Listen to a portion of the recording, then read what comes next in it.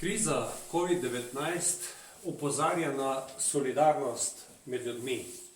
Govorimo veliko o solidarnosti v Evropi, govorimo pa tudi o solidarnosti med kontinenti.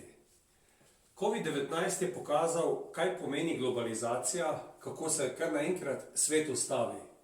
Kot žrtve te globalizacije so tudi tisti, ki delajo v tekstilu, usnjarski verigi in delajo največkrat za velike multinacionalke.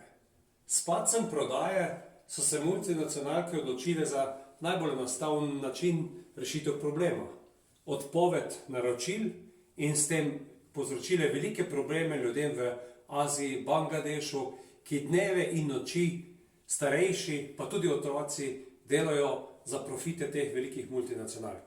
Sedaj je pravi čas, da se pokaže solidarnost in da te multinacionalke poskrbijo za te ljudi, ki jih je prizadel COVID-19.